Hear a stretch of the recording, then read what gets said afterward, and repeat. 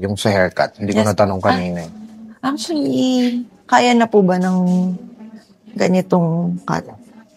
Not sure. Or kulang tayo sa length. Ay, ito to. Papantayin lang. Pwede yan. Ito lang. Kaya na po ba? Ito to.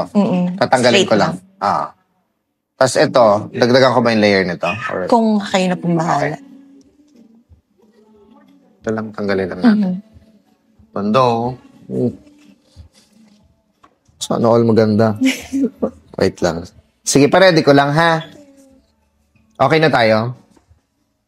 Wala ka naman nilagay sa hair mo? Wala. Okay, sige. Tapos, kailangan to medyo i-soften natin yung layering para, alam mo yung... Galing kasing pixie. Ginrow out ko lang talaga. Nag-ano na no? Opo.